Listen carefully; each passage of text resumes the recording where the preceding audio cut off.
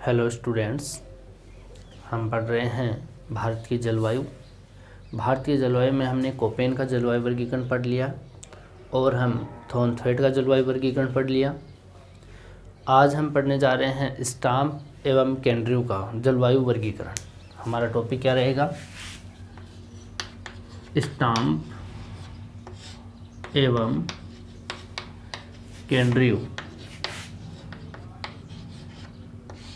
का जलवायु वर्गीकरण।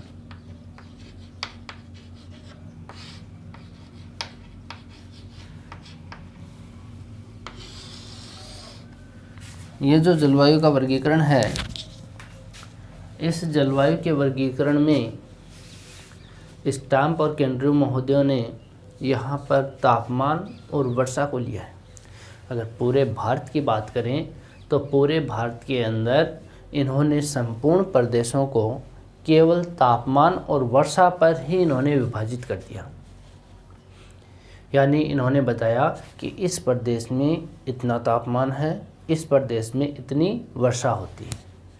बस इस आधार पर ही इन्होंने इन प्रदेशों को बांटा है। इन्होंने भारत को यहाँ पर एक तापमान की जो समताप रेखा होती है उसके अकॉर्डिंग इन्होंने विभाजित कर दिया। भारत जो है, इस भारत के मानचित्र को इन्होंने, ये भारत वाले मानचित्र को इन्होंने यहाँ पे केवल किस आधार पे बांट दिया? केवल समताप रेखा के आधार पे विभाजित कर दिया। इन्होंने बताया कि भारत के अंदर से यहाँ से एक रेखा गुजरती है, कर्क रेखा। कौन सी रेखा गुजरती है? कर्क रेखा गुजरती है। इस कर्क रेखा के सहारे भारत की एक औसत ताप रेखा है। उस रेखा का यहाँ पे टेम्परेचर है 18 डिग्री सेंटीग्रेड या सेल्सियस। कितनी है? 18 डिग्री सेल्सियस। भारत में 18 डिग्री सेल्सियस जो औसत रूप में समताप रेखा है। समताप रेखा का मतलब हो गया समान ताप को मिलाने वाली रेखा।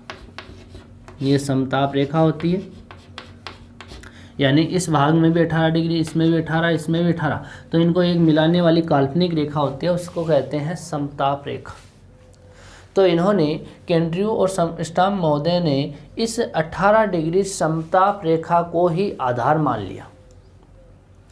यहाँ पर इसको आधार मान के इस कर्क रेखा के सहारे एक रेखा यहाँ पे बना दी। उस रेखा का नाम है 18 डिग्री सेल्सियस समताप रेखा। इसके अकॉर्डिंग इन्होंने भारत को दो भागों में विभाजित कर दिया। दो भागों में, एक उत्तरी भाग, एक दक्षिणी भाग। उत्तरी भाग को नाम दे दिया इन्होंने शीतोष्ण कटिबंधीय भारत। बिल्कुल इजी सा है, शीतोष्ण कटिबंधीय भारत। नीचे वाले भाग को इन्होंने नाम दे दिया उष्ण कटिबंधीय भारत। उष्ण कटिबंधीय भारत। आपको क्या याद रखना है? स्टाम्प महोदय ने आधार किसको लिया? इसका आधार क्या था? आधार तापमान, वर्षा, तापमान व वर्षा। तापमान और वर्षा के आधार पर इन्होंने भारत को दो भागों में बांट दिया। तापमान और वर्षा को आधार लेकर के इन्होंने एक तापमान वाली रेखा को आधार माना और उससे भारत के दो टुकड़े कर दिए, एक तो उत्तरी भारत, एक दक्षिणी भारत, जो कि कर्क रेखा से इस रेखा को इन्होंने गुजरता हुआ बताया 18 डिग्री सेल्सियस रेखा को। इसके ऊपर वाला जो भाग है इसको उन्होंने शीतोष्ण कटिबंधीय भारत कह दिया और दक्षिणी जो भारत है उसको उसने उष्ण कटिबंधीय भारत कह दिया। अब इन्होंने ये दो प्रकार तो मुख्य ले लिए, इनमें इन्होंने उप विभाग भी कर डाले। जो ये महोदय हैं इन्होंने क्या कर दिया? पुनः इसको क्या कर दिया? खंडित कर दिया। इस शीतोष्ण कटिबंध को इन्होंने 5 प्रकारों में बांट दिया और जो उष्ण कटिबंध है इसको उन्होंने 6 प्रकारों में बांट दिया। कौन कौन सा प्रकार है यहाँ पे बात करें हम तो यहाँ पर एक प्रकार तो हो गया यहाँ पे हिमालय प्रदेश। कौन सा हो गया? हिमालय प्रदेश। कौन सा हो गया? हिमालय प्रदेश हो गया। अगर इसकी डिटेल में बात करें इधर तो हम सब प्रदेशों को लिख लेते हैं एक बार, आप भी अपनी नोटबुक में लिखते चले जाना साथ में। हम पढ़ रहे हैं शीतोष्ण कटिबंधीय भारत की बात कर रहे हैं, तो उसके अंदर उन्होंने 5 प्रदेशों को लिया। पहला प्रदेश है यहाँ पे हिमालय प्रदेश, हिमालय प्रदेश।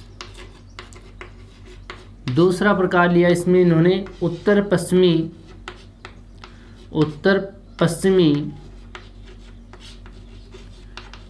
पठारी भाग।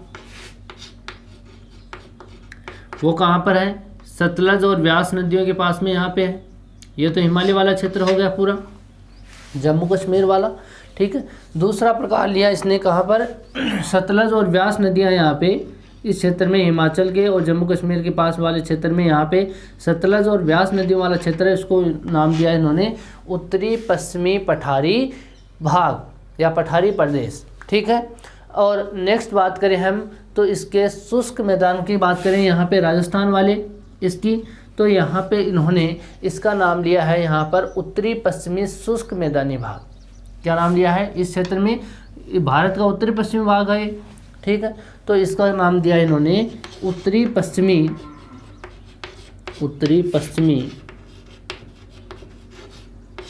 शुष्क मैदानी भाग, ठीक है। अगला लिया इन्होंने मध्यम वर्षा वाला प्रदेश, मध्यम वर्षा वाला प्रदेश। ये कहाँ पर है? ये पूर्वी राजस्थान, पश्चिमी उत्तर प्रदेश और दिल्ली वाला क्षेत्र। ये क्षेत्र किस में आता है? यहाँ पे इस भाग को इन्होंने क्या नाम दे दिया है यहाँ पे? मध्यम वर्षा वाला प्रदेश, ठीक है। अब इसने एक प्रदेश और लिया है जो यहाँ पे पूर्वी उत्तर प्रदेश और ये उत्तरी बिहार वाला क्षेत्र, इसको भी इन्होंने बताया है। इस भाग को एक नाम लिया है यहाँ पे मध्यम या अधिक व मध्यम वर्षा के संक्रमण वाला प्रदेश। 5 प्रदेश बताए हैं, हिमालय का पूरा क्षेत्र आ गया, ठीक है। दूसरा लिया इन्होंने उत्तरी पश्चिमी पठारी भाग जो कि सतलज और व्यास नदियों के बीच वाला क्षेत्र आ गया, ठीक है। तीसरा लिया इन्होंने उत्तरी पश्चिमी शुष्क मैदानी भाग जो कि ये वाला क्षेत्र आ गया, जिसमें राजस्थान आता है पूरा, जिसमें दक्षिणी पंजाब आता है और हरियाणा आता है, दक्षिणी पश्चिमी हरियाणा भी आता है। तो ये क्षेत्र इन्होंने क्या ले दिया? उत्तरी पश्चिमी शुष्क मैदानी भाग का ले दिया, जिसमें थार का मरुस्थल भी शामिल है। यहाँ पे इन्होंने चौथा प्रकार लिया है यहाँ पे मध्यम वर्षा वाला। कौन सा? मध्यम वर्षा। इसमें कोई क्या क्या आता है? पूर्वी राजस्थान आता है, ठीक है, और यहाँ पे दिल्ली आता है, पूर्वी पश्चिमी उत्तर प्रदेश आता है, और यहाँ पे जो मालवा का पठार है वो मालवा का पठार भी इसी के अंदर आता है। जो पश्चिमी भाग है मालवा के पठार का, तो वो मालवा का पठार इसी में शामिल है, इसमें मध्यम वर्षा वाले में। और अधिक व मध्यम वर्षा के संक्रमण जो प्रदेश है वो कहाँ पर है? यहाँ पे उत्तर प्रदेश में और बिहार में। उत्तर प्रदेश का पूर्वी भाग है पूरा और उत्तरी बिहार का क्षेत्र है, इसमें मध्यम या अधिक वर्षा के संक्रमण क्षेत्र है। यहाँ पे कम भी होती है और ज़्यादा भी वर्षा होती है, तो संक्रमण क्षेत्र है, ठीक है। तो ये 5 प्रदेश इन्होंने कहाँ पर बताए? शीतोष्ण भारत में बताए। 5 प्रदेशों को कहाँ बताया? शीतोष्ण भारत में बताया, ठीक है। दक्षिणी जो भारत है उष्ण कटिबंधीय, इसमें जो ये क्षेत्र है यहाँ पे देखो, ये सेल्सियस रेखा है इसकी, यहाँ से ऐसे गुजरती है, इस रेखा है। इसके पास में यहाँ पर ये जो क्षेत्र है, इस क्षेत्र में अतिवृष्टि वाला, उष्ण कटिबंध की बात कर रहा हूँ। अब 6 प्रदेश इसके हैं। एक तो अतिवृष्टि वाला जो क्षेत्र है इसमें वो कहाँ पर है? असम में है, मेघालय, त्रिपुरा, नागालैंड, मणिपुर, इन क्षेत्रों में अतिवृष्टि वाला क्षेत्र है। यहीं पे चेरापूंजी और मासेरा वाला क्षेत्र भी है, ठीक है। दूसरा प्रदेश इन्होंने लिया अधिक वर्षा वाले क्षेत्र, तो जिसके अंदर यहाँ पे ये क्षेत्र आ गए, जिसमें झारखंड आ गया, ओडिशा आ गया, पश्चिम बंगाल आ गया, आंध्र प्रदेश का उत्तरी भाग, और यहाँ पे ये जो क्षेत्र है मध्य प्रदेश वाला, इसका दक्षिणी पूर्वी भाग भी इसके अंदर शामिल है। तो दूसरा प्रदेश लिया अधिक वर्षा वाला क्षेत्र। कौन सा क्षेत्र लिया? अधिक वर्षा वाला प्रदेश लिया। ठीक है, तीसरा क्षेत्र लिया इन्होंने अधिक वर्षा के बाद में मध्यम वर्षा वाला प्रदेश, जिसके अंदर गुजरात का सौराष्ट्र क्षेत्र आता है, पश्चिम मध्य प्रदेश आता है, सह्याद्री आता है, पूर्वी महाराष्ट्र, पूर्वी कर्नाटक और उत्तरी पश्चिमी आंध्र प्रदेश। ये पूरा बेल्ट आता है यहाँ पे, गुजरात सौराष्ट्र वाला, मध्य प्रदेश महाराष्ट्र वाला और ये कर्नाटक का पूर्वी भाग, उत्तरी पश्चिमी आंध्र प्रदेश वाला क्षेत्र, ये पूरा क्षेत्र इसके अंदर आता है। गुजरात का सौराष्ट्र वाला, ये तो कौन सा हो गया, अधिक वृष्टि वाला। यह वाला हो गया मध्यम वर्षा, मध्यम वर्षा। ठीक है, मध्यम वर्षा वाला प्रदेश यहाँ पे हो गया। ठीक है, तीसरा प्रकार ये हो गया। और यहाँ पे चौथा प्रकार इन्होंने लिया कोंकण तट। ये कोंकण तट है, ये नर्मदा का जो मुहाना है वहाँ से लेकर के गंगा गोवा है, गोवा तक ये क्षेत्र है वो कोंकण है। यहाँ पे इसको प्रदेश का नाम क्या बताया, कोंकण प्रदेश। अगला बताया इन्होंने यहाँ गोवा से लेकर के और तमिलनाडु का ये कुमारी अंतरीप तट है, इस तक यहाँ जो प्रदेश है, इस प्रदेश का नाम इन्होंने क्या लिया, यहाँ पे इस क्षेत्र का नाम मालाबार। क्या नाम लिया, मालाबार तट। ठीक है, यहाँ पे चौथा नंबर का कोंकण हो गया, पांचवा हो गया मालाबार और छठा यहाँ पे ये जो तमिलनाडु का पूर्वी भाग है, इसके अंदर इन्होंने तमिलनाडु का तटवर्ती क्षेत्र या पूर्वी तट, तमिलनाडु का तटीय प्रदेश भी बोल सकते हैं इसको। तो तमिलनाडु है, इसका जो तटीय भाग है, इस तटीय भाग को इन्होंने छठा प्रदेश बताया, तटीय प्रदेश। आ गया समझ में, यानी इन 11 भागों में इन्होंने इसको बांटा है। ठीक है, इन 11 भागों में इन्होंने बांटा है। सबसे पहला कौन सा, शीतोष्ण में हिमालय प्रदेश है। दूसरा उत्तरी पश्चिमी पठारी भाग है, आपको यह याद करना है। तीसरा उत्तरी पश्चिमी जो शुष्क मैदानी भाग है वो है। फिर इन्होंने मध्यम वर्षा वाला क्षेत्र लिया, ये वाला। ठीक है, जिसमें ये क्षेत्र राजस्थान का पूर्वी भाग वाला क्षेत्र आता है, मालवा का पठार भी आता है। और ये जो क्षेत्र है उसको लिया इन्होंने अधिक और मध्यम के संक्रमण क्षेत्र को लिया है।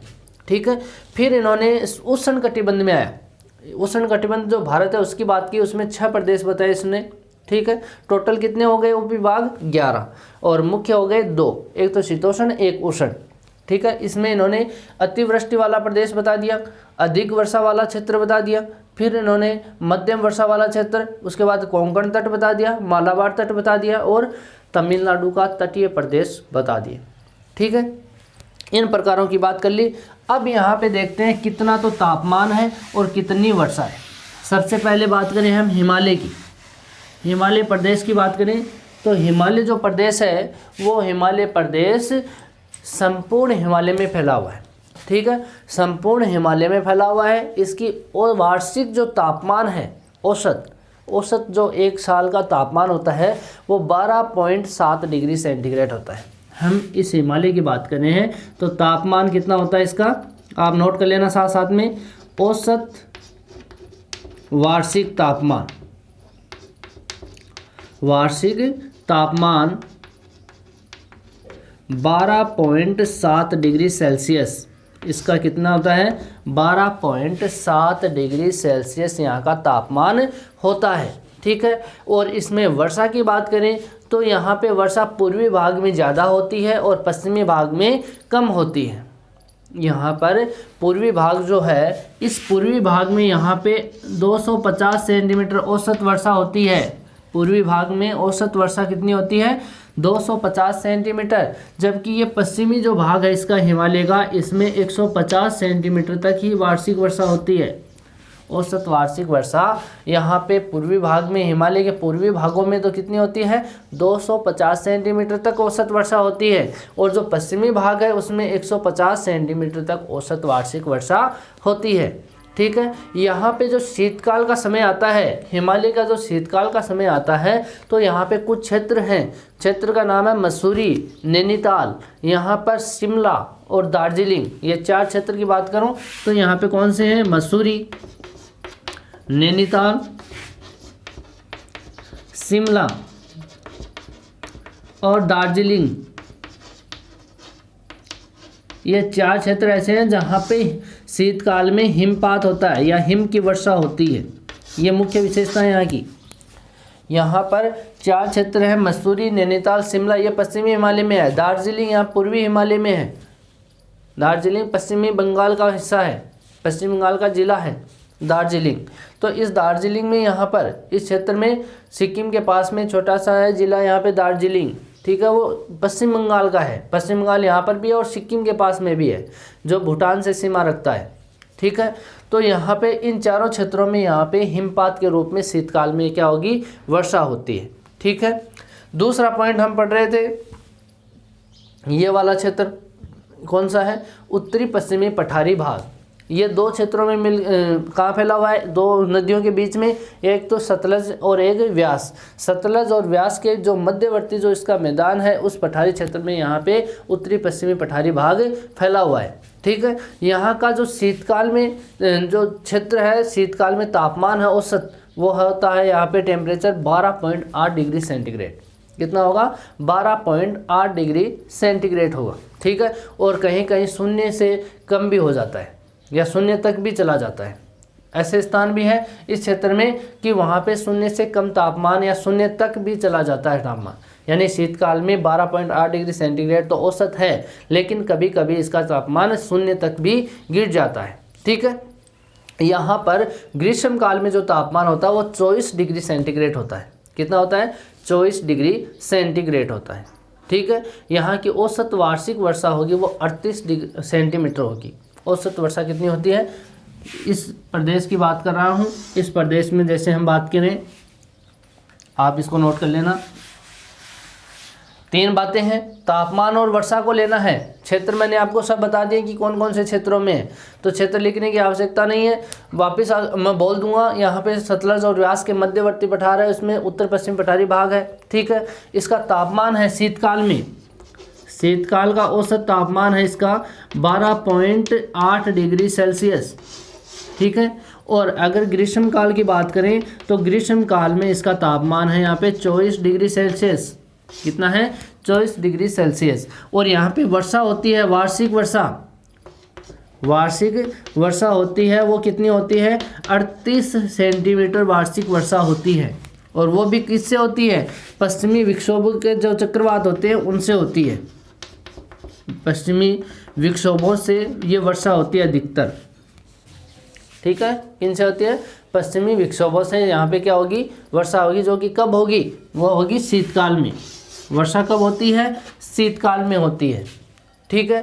फिर हम अगले क्षेत्र की बात करें तो अगले क्षेत्र की हम बात करेंगे तो वो क्षेत्र तो कौन सा था, उत्तरी पश्चिमी शुष्क मैदानी भाग। कौन सा है, उत्तरी पश्चिमी शुष्क मैदानी भाग। ये कहाँ पर है, ये राजस्थान में है, ये राजस्थान वाला क्षेत्र है, ठीक है। राजस्थान में भी ये फैला हुआ है और ये दक्षिण पश्चिम हरियाणा में भी है। कहाँ पर है, दक्षिण पश्चिम हरियाणा और दक्षिण पंजाब, ये 3 क्षेत्र हैं यहाँ पे इस भाग में। एक तो है राजस्थान, ठीक है, और एक कहाँ है, राजस्थान के बाद में दक्षिण पश्चिम हरियाणा और दक्षिण पंजाब, ये क्षेत्र हैं। किसके हैं ये क्षेत्र, ये है उत्तरी पश्चिमी जो मैदानी भाग है उसके क्षेत्र हैं। यहाँ पे जो तापमान हम लेंगे वो तापमान जनवरी और जुलाई का ले रहे हैं।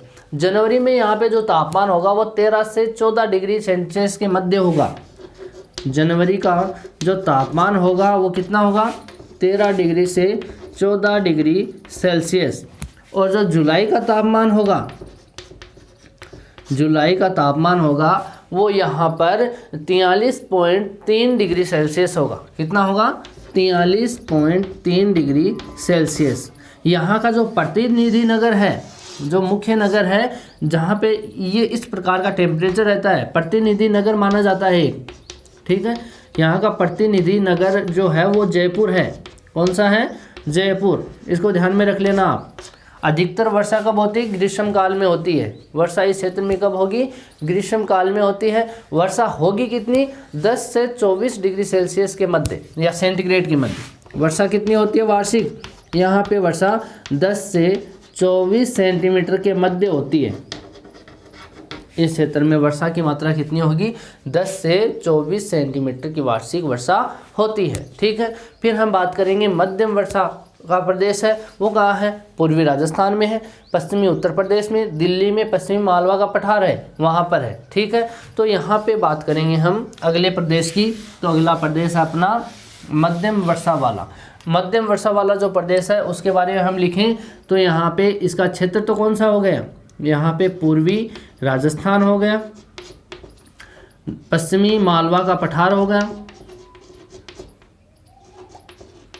पश्चिमी मालवा पठार दिल्ली हो गया, और पश्चिम उत्तर प्रदेश हो गया, क्या हो गया, पश्चिम उत्तर प्रदेश हो गया। अब इसके तापमान की बात करें तो जनवरी में इसका तापमान कितना है, 12 से 18 डिग्री सेल्सियस, ठीक है।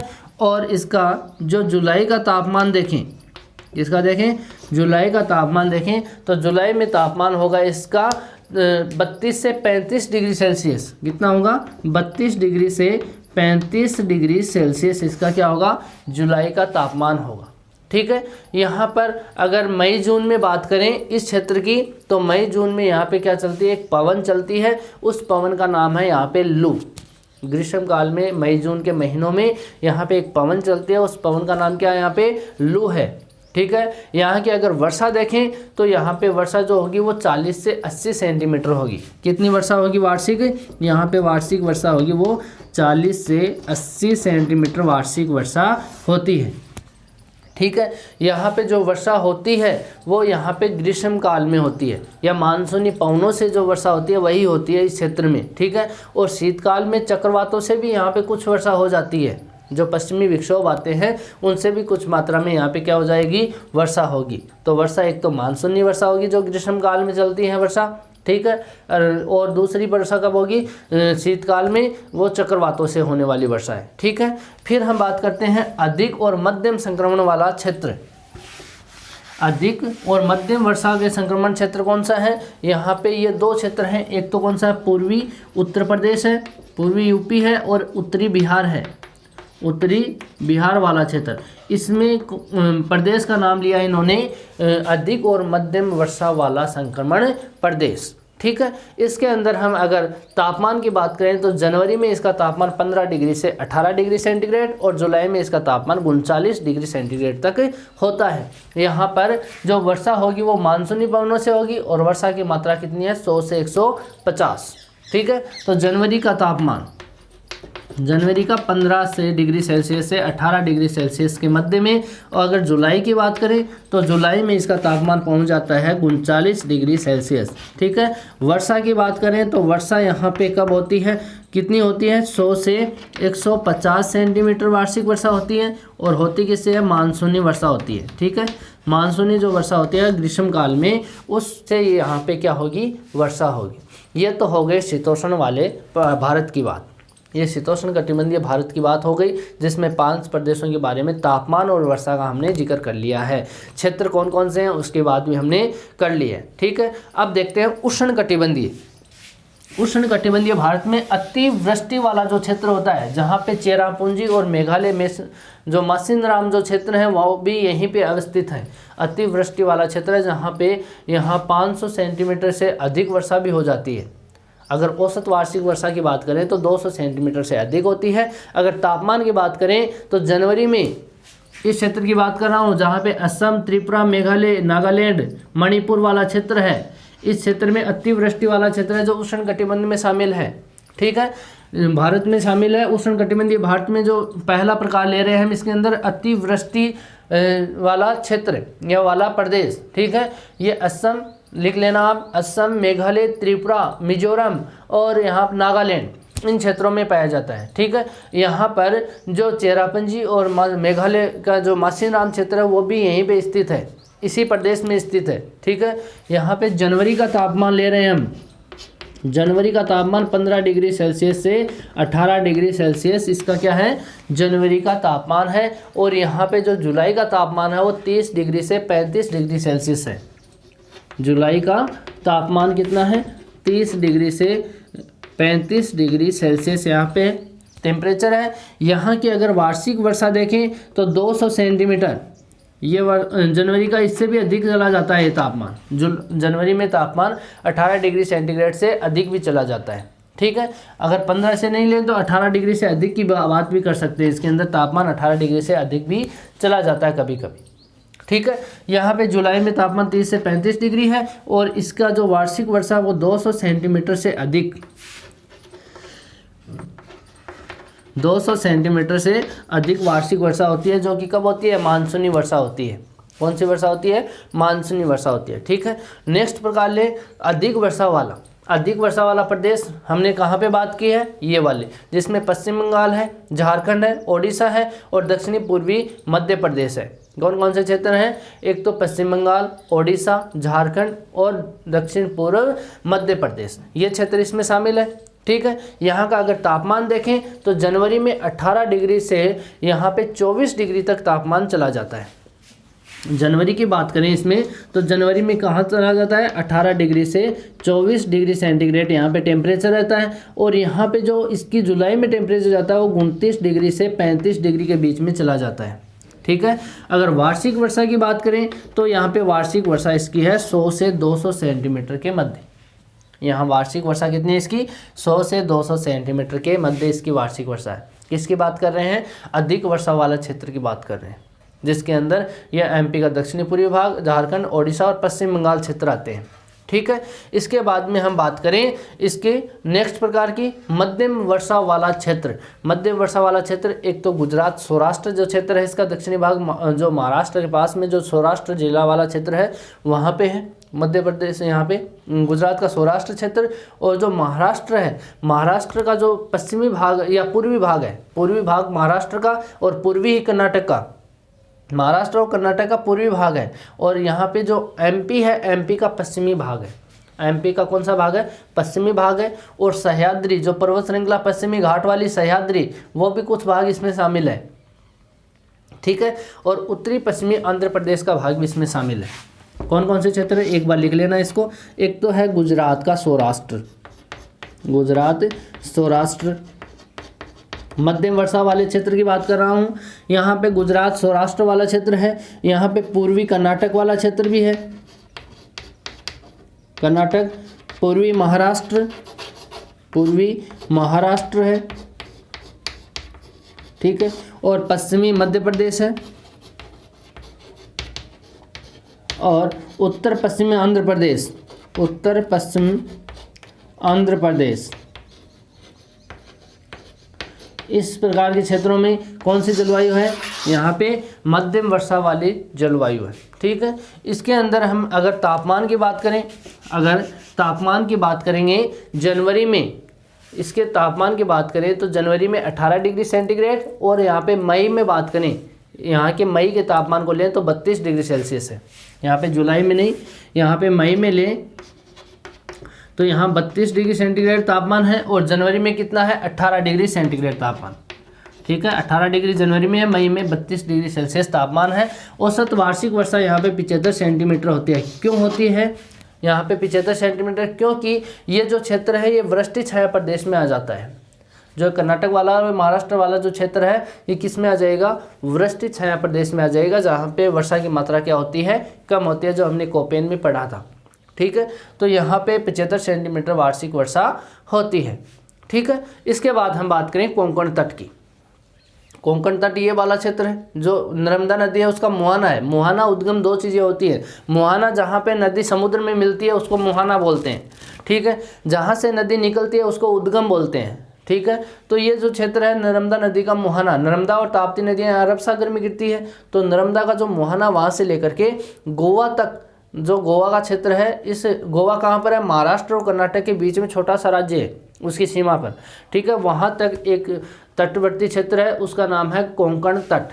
ठीक है। इस कोंकण तट वाला जो क्षेत्र है इसमें वार्षिक तापमान है यहाँ पे 24 डिग्री सेंटीग्रेड। यहाँ पे महीनों का नहीं लिया, वार्षिक ले लिया, पूरे 12 महीने का वार्षिक तापमान ही, क्योंकि यहाँ पे सम जलवायु तटवर्ती क्षेत्र है। तो वार्षिक जो तापमान है इसका 24 डिग्री सेल्सियस है। ठीक है। इस कोंकण तट की, और यहाँ पर जो अरब सागर जो शाखा आती है उससे ही यहाँ पे संपूर्ण वर्षा होती है। जो अरब सागरीय जो मानसून आता है ग्रीष्म काल में, अरब सागर की जो शाखा होती है उससे ही यहाँ पे संपूर्ण वर्षा होती है, जो कि कितनी होती है? 200 सेंटीमीटर से अधिक वर्षा होती है वार्षिक। कितनी? 200 सेंटीमीटर से अधिक वर्षा होगी, वार्षिक वर्षा किससे होती है, अरब सागरीय जो शाखा आती है ग्रीष्मकालीन, उससे यहाँ पे क्या होगी, वर्षा होगी। ठीक है, नेक्स्ट बात करें मालाबार तट की। इसके बाद में कौन सा है, मालाबार तट। मालाबार तट जो है ये यहाँ पे गोवा से लेकर के केरल के बाद में तमिलनाडु का जो कुमारी अंतरीप तट है, यहाँ पे कन्याकुमारी के पास में यहाँ क्षेत्र है कुमारी अंतरीप तक का जो पूरा क्षेत्र है वो मालाबार तटवर्ती क्षेत्र है, जिसके अंदर इस प्रकार की जलवायु है जहाँ तापमान औसत रूप में 21 डिग्री सेल्सियस है। औसत रूप में तापमान कितना है यहाँ पे, 21 डिग्री सेल्सियस। और यहाँ पे तापांतर देखें तो जितना अधिक, जैसे तापांतर देखें ग्रीष्मकाल और शीतकाल का, तो तापांतर यहाँ पे है 3 डिग्री सेल्सियस। तापांतर है यहाँ पे 3 डिग्री सेल्सियस तापांतर है यहाँ पे इस क्षेत्र में। ठीक है, और वार्षिक वर्षा की बात करें तो यहाँ पे 500 सेंटीमीटर से भी अधिक औसत वर्षा होती है। औसत वर्षा कितनी होती है, 500 सेंटीमीटर। इस क्षेत्र में 500 सेंटीमीटर से भी अधिक औसत वार्षिक वर्षा होती है, जो कि ग्रीष्मकालीन पवनों से ही होती है। जो मानसूनी पवनें होती हैं उनसे ही क्या होती है, यहाँ पे वर्षा होती है। और अपना लास्ट जो प्रकार है वो है यहाँ पे तमिलनाडु का तटीय प्रदेश। कौन सा है, तमिलनाडु का तटीय प्रदेश, जिसके अंदर लौटते हुए मानसून से क्या होगी, वर्षा। जो कोपेन में एएस प्रकार पढ़ा था वही प्रदेश है यहाँ पे, कोरोमंडल तट वाला जो तमिलनाडु का पूर्वी भाग है। इसके अंदर लौटते हुए मानसून यानी शीतकाल में जो मानसूनी पवनें होती हैं, जिसके कारण यहाँ पे क्या होगी, वर्षा होगी। तो लौटते मानसून से यहाँ पे वर्षा होती है। यहाँ पे तापमान की बात करें तो शीतकाल का तापमान है 24 डिग्री सेंटीग्रेड और तापांतर है यहाँ पर 3 डिग्री सेल्सियस। अगर तापमान शीतकाल में यहाँ पे तापमान की बात करें तो शीतकाल में 24 डिग्री सेल्सियस यहाँ का तापांतर है, और यहाँ पे तापमान है और तापांतर है वही 3 डिग्री सेल्सियस। ठीक है, यहाँ पे औसत वार्षिक वर्षा होती है वो 100 से 150 सेंटीमीटर वार्षिक वर्षा होती है। कितनी वर्षा होती है यहाँ पे, 100 से 150 सेंटीमीटर वर्षा होती है। ठीक है, 150 सेंटीमीटर यहाँ की वर्षा होती है। ये आज का स्टैम्प और कैंड्रू का जलवायु वर्गीकरण हो गया। वापस रिपीट कर रहा हूँ, एक साथ में शीतोष्ण कटिबंध में माना, उष्ण कटिबंध में माना। शीतोष्ण में 5 प्रकार बताए, कौन कौन से, हिमालय बताया, उत्तरी पश्चिमी पठारी प्रदेश बताया, और उत्तरी पश्चिमी शुष्क मैदानी भाग बताया, मध्यम वर्षा वाला बताया, अधिक और मध्यम वर्षा वाला प्रदेश बताया। 5 प्रदेश बताए। उष्ण कटिबंध लिया भारत में, उष्ण कटिबंधीय भारत में इसने 6 प्रदेश बताए। एक तो अतिवृष्टि वाला प्रदेश है, और एक अधिक वर्षा वाला, मध्यम वर्षा वाला, कोंकण तट, मालाबार तट और तमिलनाडु का तटीय प्रदेश। ये 6 प्रदेश इसमें बता दिए। टोटल 11 प्रदेश हो गए, मुख्य 2 हो गए शीतोष्ण कटिबंधीय और उष्ण कटिबंधीय। ठीक है, टोटल कितने हो गए, 11। तो यहाँ पे इस प्रकार का ये जलवायु वर्गीकरण है। ये जलवायु वर्गीकरण यहीं समाप्त होता है। ठीक है।